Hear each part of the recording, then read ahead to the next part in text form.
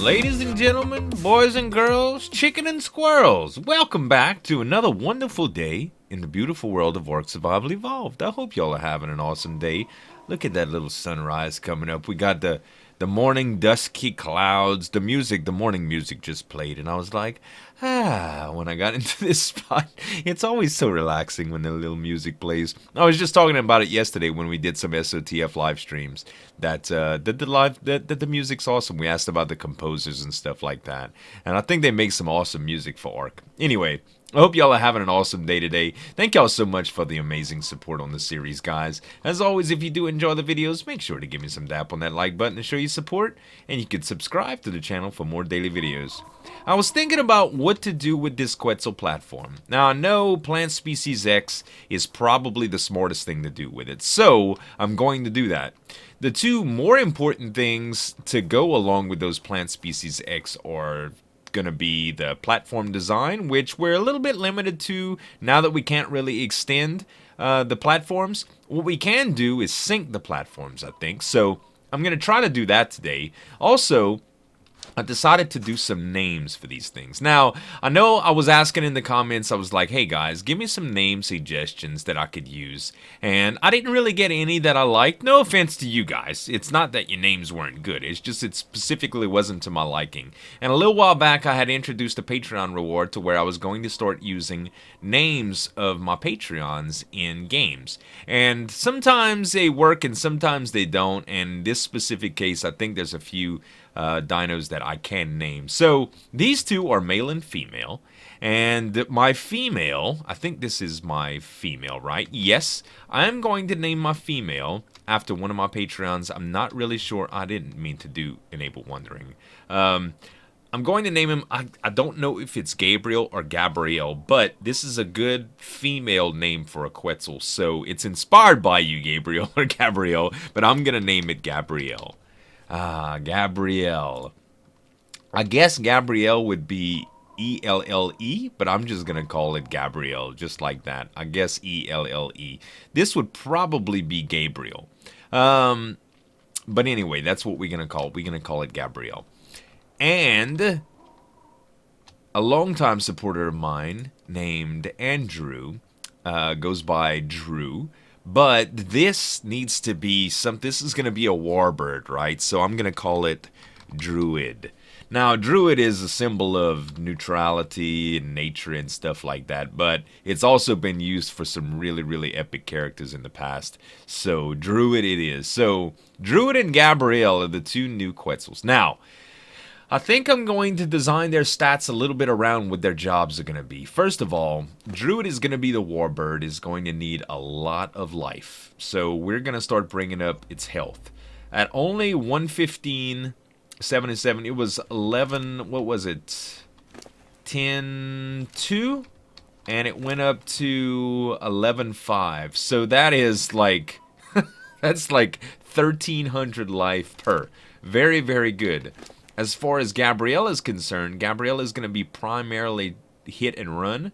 So we're going to do some life on her too, but likely it's going to be some movement speed first. So that's the two directions that we're going to take. Now, I have one more name to do. Remember that Mammoth that we had tamed? I would like to do some comparisons. I'm not too sure what my third Mammoth's job is going to be, but there's one that had a significant difference in life, and the other one that had a reasonable difference in weight. So you would think that the level 139 would be superior, right?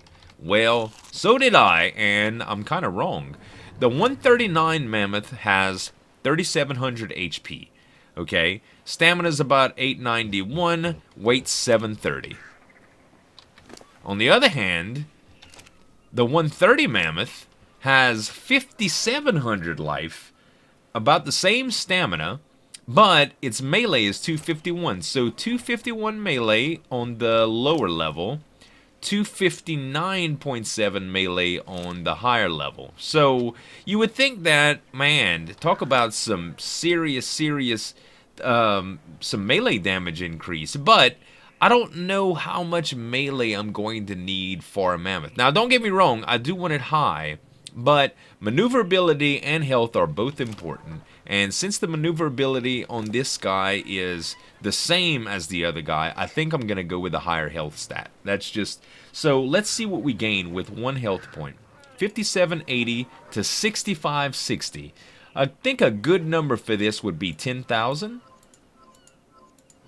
So 10,400. Pretty good life stat for a mammoth. And melee, we can bring up... Let's see. At 251, we could bring it up to... It goes up quite a bit per point. So we can start this off by going to 300 and then start working on movement speed a little bit. And I think that would be a pretty good battle mammoth. So anyway, the battle mammoth's name is going to be Farley. And Farley is after another one of my Patreons. So if you guys are interested in all these Patreon rewards that I'm talking about, you can check the links in the description below. They've been there for quite a while. I don't advertise it a whole bunch because Patreon's not something that I want to sell. It's just like a method of support, and it's something to help me give back to those who want to support me like that. So anyway, welcome to the tribe, Farley. You have an orange and white coat, buddy. Pretty cool. I need to make a saddle for you. So let's see here. Do I already have that Ingram? Mammoth? I do not. Okay. So it can be crafted at a smithy. Let's take a look at the recipe. Saddles. Mammoth is already makeable. Nice. Makeable. Is that even a word? Makeable. We can already make the mammoth saddle, is what I meant to say. We need fiber and hide for the other one. And I'm pretty sure we have most of that around here. Let's see. I know we have hide. How about fiber? Oh, yes. Oh, yes, we have these items. Let's move them in. All right. Saddles. We're going to make one more. We're going to put saddles on both of them. And we're going to need to think about some colors to dye them at, because I'm dying to dye. To start dyeing my dinos. No, seriously though, last season I did a lot of dino painting. In fact, Maz and I had opened up our own dino body shop. But I don't know exactly about doing that publicly. But I do want to come up with some color schemes and stuff. And I really like the color of my own armor. And I like Emrakul's paint job. So maybe I'm going to start doing some stuff around there. This kind of reminds me, if these white patches were green, it would look so cool, since Farley is a war mammoth anyway. So I'll tell you what, we may even have the dyes left over to be able to do this reasonably. Let's see what happens if we just dye. Oh, we can't dye the zones. No, I forget. When you hit a dino with a paintbrush, you can't select the different zones to dye like you can on a structure. You have to manually paint it. So I was thinking that we could just change that highlight, those white highlights, to green, but it won't work like that. I'm gonna have to play around with a few different designs. Anyway, last season I would take patterns and I would convert them, so it should be pretty cool. Alright, so with all of this said and done, we have these ready to go. Wow, we already gained another level with this one. So the weight on this one is 730, and the weight on this one is 600. Wow, I'm really glad we made this choice now. Because Farley is definitely going to be the battle guy, and this is definitely going to be the weight guy. So let's give it some weight, just to solidify this. Alright, so we have quite a bit of weight already, 876. This mammoth is going to go to the other location to kind of help me get some wood supplies and things like that at my PvP base. And this guy, we're going to train today. That's what I want to do. Also, I think I'm going to bring one of the new Quetzals. Let's bring... Gabrielle might need to do some training, and in all honesty, if we do get to the point that we need a... we need to fight an alpha, I would much rather have a Quetzal ready to go. Gabrielle needs... I think we're gonna go with... Actually, let's go with Druid. Because Druid's gonna need to start gaining some life really quickly here too. Yeah, 12-9. I think we're gonna bring Druid today. Okay, so let's grab Druid. Oh, we're so slow, man. We're gonna have we're gonna have some movement speed too, but life is first, because it needs to be able to tank hits. All right, let's grab Farley. Come on, Farley. Very, very good.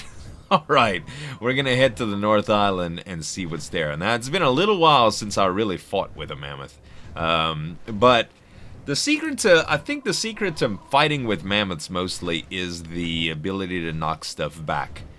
So positioning is important, naturally, and getting a good angle. Going into one of those piles that they have over there, like on the northern tip, like the Corno portion of the island, I call it, Corno Island, is very, very, very difficult with smaller creatures because things could bum rush you so much. But with things like this, it's a little bit easier. Alright, now I said that I would also take a look at turtles. Earlier I scanned the beach next to my house before I started recording to make sure there wasn't any like really, really strong turtles. Nope. These are pretty small. And if I had a really, really high melee damage, I might consider actually killing them as I go to kind of flesh them out. But as many turtles that spawn around my house, I don't think that's necessary. Like, there's always like 10 turtles and 5 pteranodons. So those things I just kind of keep an eye out for. And when I see a high level one, I go for it. So I think that's the best course of action for that. Okay, so for now, I think we're going to drop Farley down right here. Yeah, there's some Cornos right there. Okay, we're going to drop Farley down right here, and I'm going to park right here. Perfect. Okay, so Druid is going to be placed on neutral for sure.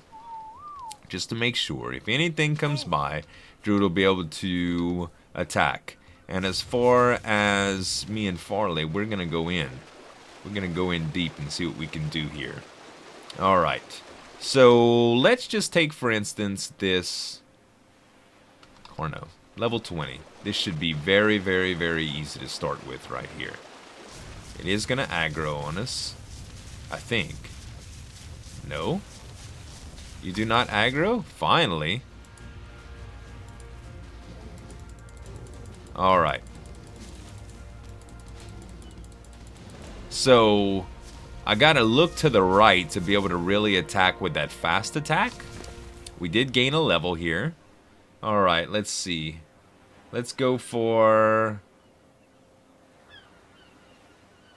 Wait, did I grab Farley? I did not grab Farley. I was like, wait, why is the health so low? God dang it. I'll be right back. Alright guys, we're back with Farley, and the one thing about a battle mammoth is that I don't know how effective this thing is going to be. First of all, it's an herbivore, and you can't force feed herbivores meat to heal them. In fact, I don't know if you can even force feed herbivores meat at all. But the berries sure don't heal them. So it's a little bit of a predicament. But we have a lot of health, so this should be okay. Now, the thing, like I said about a mammoth, is these guys don't even come close to me. So, being that I could get the right positioning, I really don't think I'm going to have to worry anything about health. Like, don't get me wrong, we'll get hit here and there, you know. But with the amount of health that we have, it's really not bad. Now, let's see if the other attacks move them in different ways. Well, I wouldn't have known if that would have really moved it, but we did get some XP from that, which is good. Let's see here. 10,000 we said was good on health. We'll bring the melee up to 300 at least, and we'll start working on a little bit of movement speed. That battle was super, super, super easy. Scorpion should be even easier.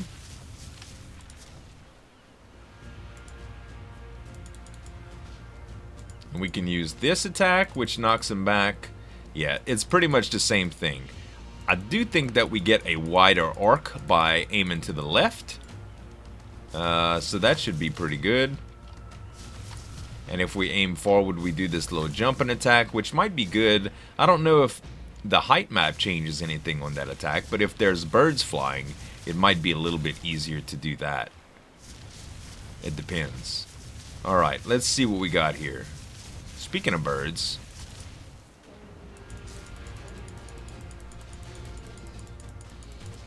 Wow, we messed that Argent up.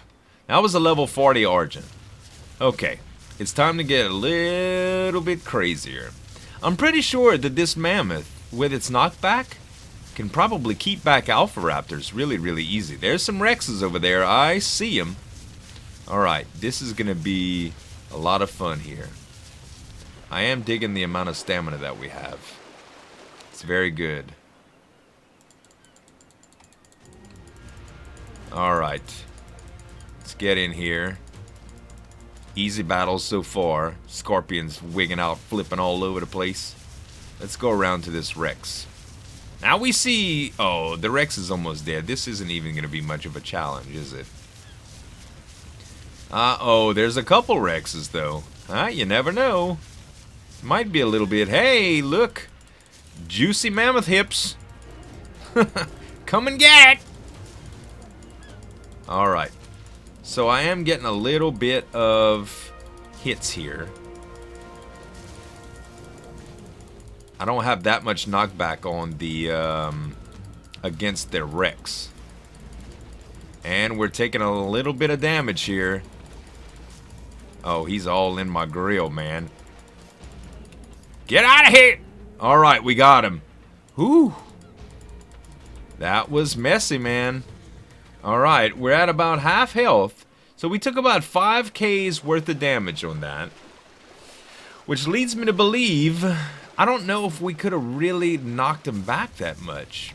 Alpha Rex would have been instant death, that's for sure. So knockback might not affect the bigger dinos as much as we would hope. Okay, melee is 302 now. What are we going to bring movement up to? At least 250 maybe? I don't know. We'll try some different... We'll try a few different things here. As far as health regeneration goes, how fast are we gaining health? Really slow. 1 1000, 2 1000, 3 1000, 4 1000. Pretty much 1 health every second. Which means 5,000 seconds. Roughly divided by 60. I don't want to even do the math. It's a long time for full health though. Well, we do have another Rex over there. I am brave enough to try this one more time. Oh, is that... Okay, nope, that's a regular Rex. Alright, let's get... These birds are involved here. There should be some more birds coming in. Yeah. Like clockwork. They don't need to call them Argentavas. They need to call them Argent Buzzards. Alright, yep. It looks like the area of effect is a little bit different when you use the standing... Like the standing attack. Alright. Here we go. Yep, the knockback is pretty much not even existent on this. Let's try this. Nope, sure isn't. Okay, so fastest attack works the best, I believe. It does work a little bit. Ah, you really have to keep him at bay, though. Wow, that was a level 76, too. Okay, I feel a little bit better about my situation. That was... So the knockback is definitely arranged. Like, you have to get that hitbox right. Just right. Now come over here. I want all your XPs. All of it. These guys are pretty high level. It feels like it, at least.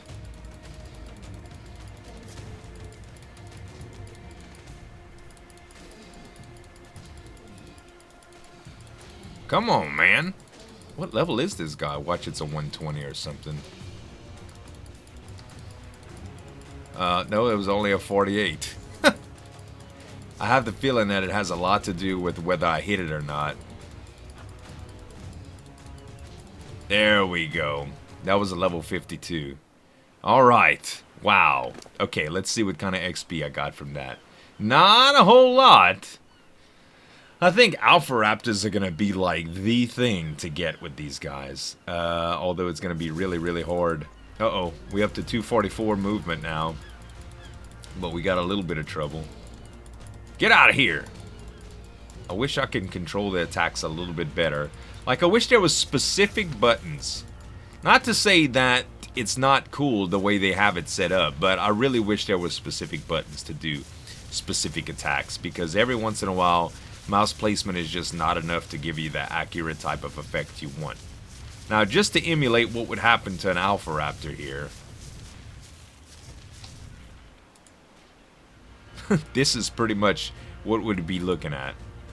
So yeah, they couldn't get anywhere near us. They really couldn't. How about sabers? Pretty much the same thing. Pretty much the same exact thing.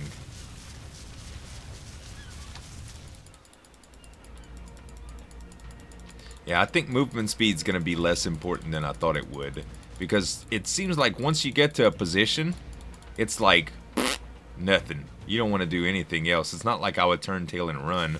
I'm not fast enough to escape any carnivorous dinosaur, you know. But it's definitely a good consideration. We just need to dump more points into a little bit. I mean, it does make it more pleasant to move around too. But I think most of the points need to go towards health and melee. So yeah.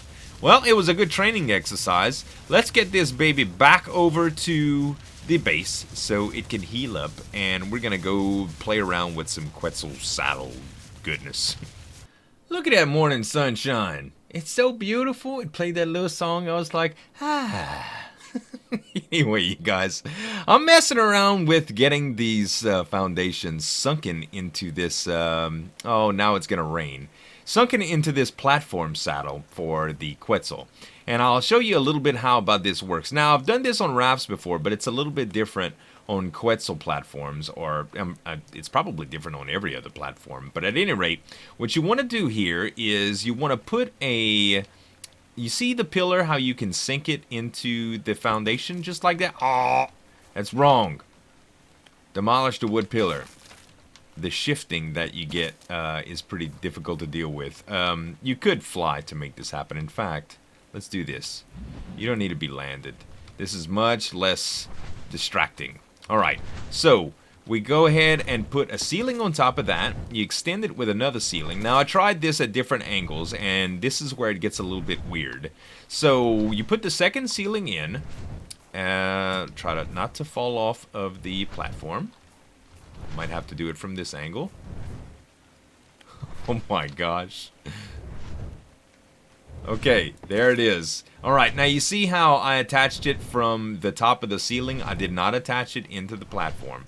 So, when you attach a foundation, the lip is lower. You have to place it right, or it won't do. Come on, baby, place. It's a fine line between right and wrong here. That is not it. Why won't you place, sucker? Place, I say! Ah, there it is. There. There. No. Come on. Oh my god. Come on. Please. Just place for me. No, it moved. You moved. Nobody breathe. Nobody sneak. No. Come. Oh my gosh. Go in there! The problem is that it doesn't stay at all. Alright, let's try landed. No. It's gonna sway a little bit, but there we go. Perfect! So I had to land after all. I guess you're just gonna have to put up with the swaying. Okay, so now that I have this set done, what you need to do is, you would think that you just have to reverse it like you used to be able to do. So that would involve taking down the pillar, the ceiling, the other pillar, and the other foundation. But this is a little bit different. Basically, we have to repeat the same thing over again from the same direction, because if we put a pillar on this one, for some reason, when we put the 2 ceilings and the other pillar and try to attach the foundation, it will not attach. I guess it's because it's on this corner. So this is what you have to do. You have to demolish the wood floor, put another one at the same height, and then demolish this one. And then repeat. So, just to clarify one more time, foundation, ceiling, oh, I'm full. Ceiling, let's put a little bit of materials up here. Alright, got the 2 ceilings. Now we put the, oh man, I'm so far. Now we put the other pillar, and now we put the foundation again. Oh no, that was wrong. But y'all saw it, it was there. Let's just make another one. And you can sink them. There, like that. Aha! Ha ha ha! Got you. Alright, it needs to go at least one more down here. So let's just repeat this process one more time. I can't believe. And for those of you that have seen this a million times before, I'm sorry. But I have a feeling that a lot of people use it. When I tend to leave stuff out, and it's not abundantly clear, people are not happy. They're like, how did you do that? For instance, the last episode that I did with XB when we went for the artifacts, and I left and I brought the pteranodons into the North Island cave. So many people were like, wait, how did you get the pteranodons into the North Island cave? And I thought that was common knowledge, but I guess it isn't. By the way, you can just tell those pteranodons to follow you, and they can glitch into the cave. That's how you do it, guys. So for those of you that didn't know that, that's how you do it. You'll just have to try it. Bring a pteranodon over there, set it to follow you, get off of it, go into the cave, and it'll follow you in and out. The same thing applies. All right, so one more. Demolish wood floor. Pillar. Ceiling. Ceiling. Pillar. Foundation. Sunken. So I think I'm going to do this 1, maybe 2 more times, and then we're going to head over to the volcano to upgrade these things. Well, you guys, time kind of got away from me. I got a little carried away, and I took the project a little bit too far. So I'm going to show y'all the rest of the footage next episode. I hope y'all enjoyed this one. If you did, don't forget to give me some dap on that like button to show your support for the series, guys. And you can subscribe to the channel for more daily videos. Please leave me a comment. Let me know what kind of color scheme or design schemes I should probably go with for the coloring on the Quetzals and the Mammoths that we had talked about. I would love to get you guys input. Thanks so much for watching. As always, this is Zuljan signing off, and we'll see you next time.